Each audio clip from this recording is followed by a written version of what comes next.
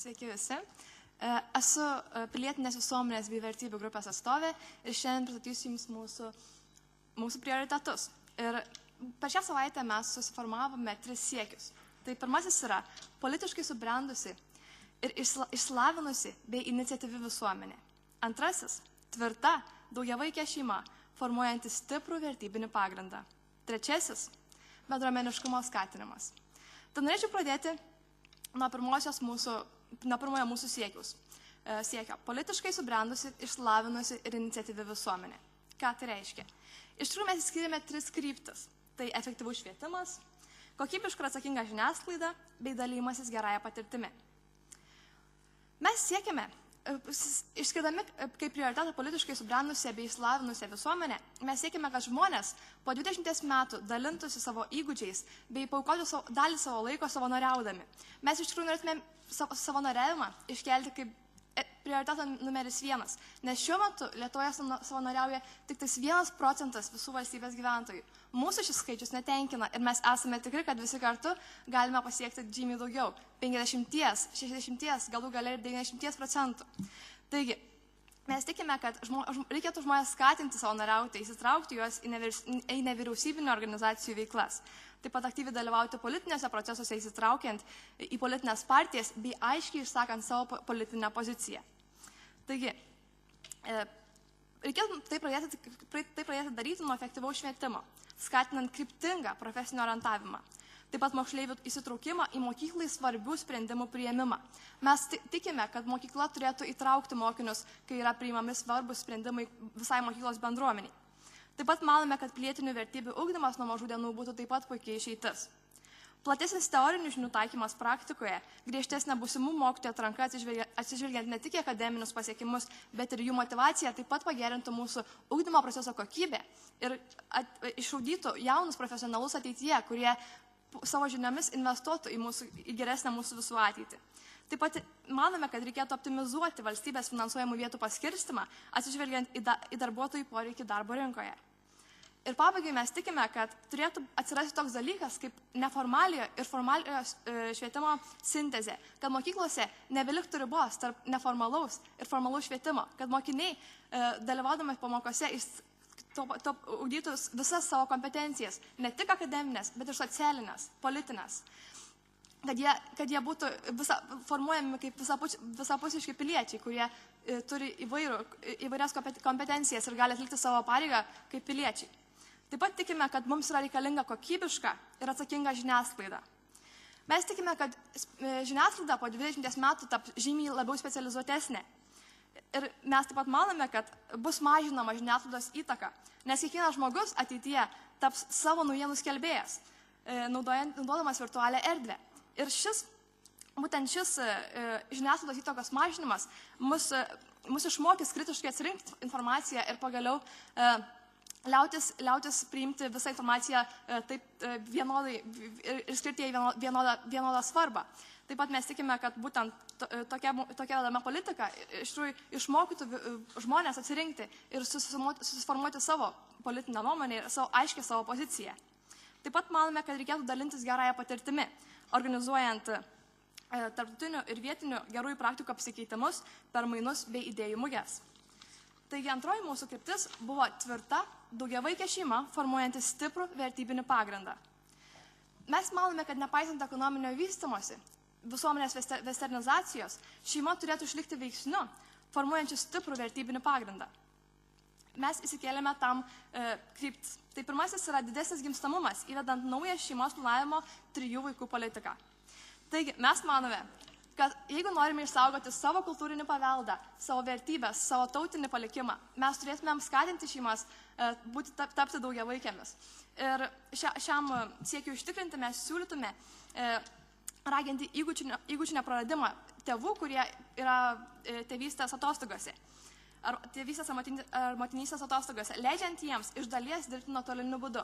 Nes mes tikime, kad 2030 žmonės bus žymiai proaktyvesni ir jie bus tikrai karjeristai. Tad mūsų kaip valstybės funkcija bus užtikrinti, kad jie neprarastų įgūdžių. Mums nereikia socialinių pašalpų, mums reikia užtikrinimo, kad jie nepraras savo įgūdžių.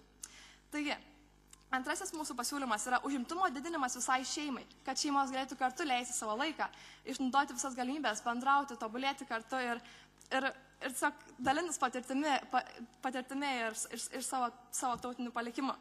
Taip pat tikime, kad mums reikia visapusiško ugdymo ir tobulėjimo.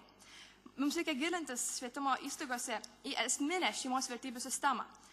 Pavyzdžiui, per etikos ar pilietiškumo pamokas mokyti vaikus, kaip reikia elgti šeimoje, kad labai svarbi yra pareiga, pagarba, kartu bendradarbiavimas ir panašiai. Taip pat mes tikime, kad reikia įtraukti vyresnius žmonės į ugdymo procesą, organizuojant renginius, kuriuose vaikai neformaliai mokytųsi iš vyresniųjų, iš savo senelių, tėvų, mokytojų. Mes manome, kad po 20 metų Lietuvoje bus labai svarbus ryšys tarp kartų, nes tik tokio ryšio pagalba mes galėsime užtikrinti, kad mūsų vertybės, mūsų pilietinė pozicija išliks tokia pati. Ir mūsų nuomonė, bendradarbiavimas tarp kartų taps vienu svarbiausių valstybės prioritetų. Taip pat mes manome, kad šitas bendradarbiavimas tarp kartų turėtų būti skatinamas kaip vertybė iškeliant abipusę pagarbą, ne tik iš vaikų į vyresnius žmonės, bet ir iš vyresnių, bet skatinant ir vyresnių žmonių pagarbą vaikams. Ir mūsų trečiasis siekis, paskutinis, yra bendruomeniškumo, kaip socialinės aplinkos teikiančios pastovumo ir saugumo skatinimas. Mes tikime, kad po 20 metų žmonės drąsiai jungsis į bendruomenės, stiprins vietos savivaldą ir ragins spręsti lokalias problemas, decentralizuojant valdymo aparatą ir paliekant centriniai valdžiai tik prižiūrėtojo vaidmenį. Mes manome, kad reikėtų skatinti bendruomenių augimą, raginant bendruomenės naudotis galimybę įgyti juridinį statusą. Taip pat mes tikime, kad žmonių grupės turėtų pradėti suvokti ir nebijoti save įvardinti kaip bendruomenės. Taip pat tikime, kad reikėtų subsidijuoti bendruomenių veiklą, teikiant prioritetus bendruomenių projektams. Mes manome, kad bendruomenės turėtų bendradarbiauti ateityje, organizuojant bendrus mokymus, kitas veiklas, skatinant jų savitarpio dalymąsi patirtimi. Taip pat manome, kad įstatymai turėtų numatyti nuoseklų valdymo decentralizavimą, suteikiant didesnį autonomiją bendruomenėms bei vietos savivaldoms. Taip raginant piliečių įsitraukimą į valdymo sistemą ir dar labiau gerinant demokratijos sistemą. Nes demokratijos pagrindas yra piliečių įtraukimas į valstybės valdymą. Ir mes tikime, kad būtent decentralizuojant visuomenę ir įtraukiant žmonės į politinį procesą būtų tas esminis kriterijus. Taip pat labai yra svarbi tolerancija. Mes manome, kad po 20 metų Lietuvos visuomenė nebebus tokia homogeniška, ji bus labai diferencijuota. Ją sudarys skirtingos rasės, skirtingos tautos, skirtingos pažiūros. Ir mes manome, kad labai svarbu yra integruoti skirtingų rasių, socialinių, religijų atstovus į visuomenę, į bendruomenę. Ir manome, kad tolerancija iš tikrųjų būtų viena taip pat iš kertinių vertybių. Taigi tokie mūsų siūlymai, galbūt tai skamba šiek tiek utopiškai, galbūt neįgyvendinamai, bet mes esame jauni maksimalistai ir mes tikime, kad tai galime pasiekti, jei kartu dirbsime Lietuvos labui. Tad vienykimės, burkimės į bendruomenės ir tiesiog kovokime už savo gerbuvę ateityje. Ačiū jūsų dėmesį.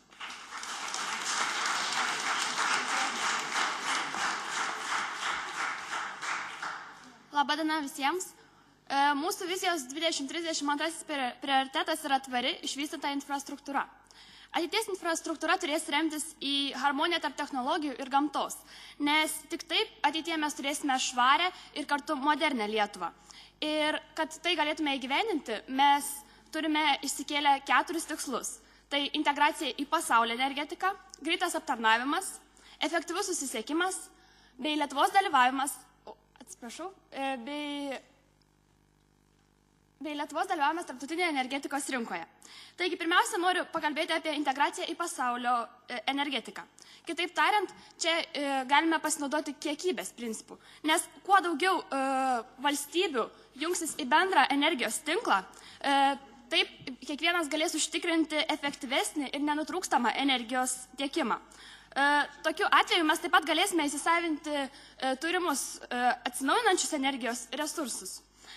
Ir tai leis didesnę ekologiškos energijos panaudojimą. Taip pat labai aktualu yra kurti energijos kaupimo sistemas, kad esant kritiniams situacijams mes turėtume atsargų ir neliktume tiesiog užsuktais kraneliais. Be to, Lietuvos buvimas pasaulio energetikos tinkle atvertų kelią dalyvavimui tarptautinėje energijos rinkoje. Antrasis mūsų siekis yra greitas aptarnavimas. Turime omeny biurokratinio aparato supaprastinimą, popierizmo mažinimą, bei spartesnį aptarnavimą ir reagavimą į piliečių norus bei jų poreikius. Pirmiausia, norint pasiekti šį tikslą, būtinas visuotinės e-kortelės diegimas Lietuvos paslaugų sferoje. Efektyvus šios sistemos pavyzdys jau yra matomas Japonijoje, kai norint įsigyti transporto bilietą, jums tereikia tą kortelę perbraukti per nuskaitytuvą ir taip nereikia nei jokių čekių, nei tarkim talonėlių ir taip yra taupamas popierius bei mūsų žalieji miškai. Taip pat reikėtų atsižvelgti į popierizmo šalinimą. Juk mes atlikdami praktiką tikrai matėme šūsnis popieriaus, kuri vėliau virsta tiesiog makulatūra ir tai būti negali. Todėl mes siūlome įgyvendinti dokumentų pildymą balsu. Tai, tarkim, duosiu pavyzdį, kad jeigu jūs norite patekti į darbą, susirasti darbą ir jūs tiesiog specialiai prieinate prie tam tikro langelio ir padiktuojate į specialią formą viską, ką šiaip rašytumėte ranka.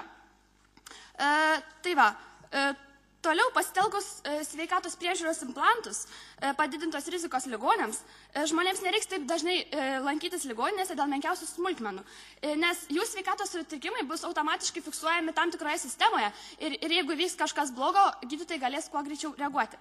Tai trečiasis mūsų siekis yra efektyvus susisiekimas. Tai greitas ir ekonomiškas keliavimas bei traukinių vežimas. Viena geriausių priemonių tai yra Tubular Rail traukinių sistema, kai bėgiai yra apkeičiami vietomis su ratais, pritvirtintais ant pakeltų virš žemės betoninių kolonų. Šis būdas padeda sutaupyti ir laiką, ir energiją, nes tokie traukiniai pasižymi didesnių greičių ir yra žymiai ekonomiškesni ir ekologiškesni. Susisiekimą mieste galėtų patobulinti judantis takai elevatoriai. Kad, tarkim, judriausiose miesto gatvėse jie būtų įrengti ir taip žmogus galėtų greičiau patekti iš vienos vietos į kitą. Žinoma, reikia nepamiršti ir ekologijos. Nes mūsų pasaulyje labai kenkia transporto išmetamosios dujos. O tai, aišku, visiškai atsisakyti automobilių nepavyks, tačiau mes siūlome senų automobilių mažinimo politiką ir ekomobilių įsigijimą. Ketvirtas mūsų tikslas tai moderni klimato stebėjimo ir prisitaikymo sistema. Mes galime pakeisti automobilius, sukurti fantastišką energijos sistemą, patobulinti biurokratinį aparatą, tačiau gamtos stichijos gali labai greitai viską sunaikinti ir sugriauti. Tai tik sukūrę modernę klimato stebėjimo sistemą mes galėsime būti tikri, kad netikėtas viesulas ar škvalas, kaip kad buvo neseniai, nenugriaus to, ką ilgai kūrėme. Automatizuotos sausumos ir vandenų stotis padės informaciją apie gamtos kataklizmus pasiekti realiu laiku. Taip pat didelę įtaką tam tikslui turi ir kosminiai klimato stebėjimai bei skaitmeninių prognozių modeliai. Tik moderniai kompiuterizavę dabar esančius klimato stebėjimo prietaisus, mūsų siekiai bus įgyvendinti.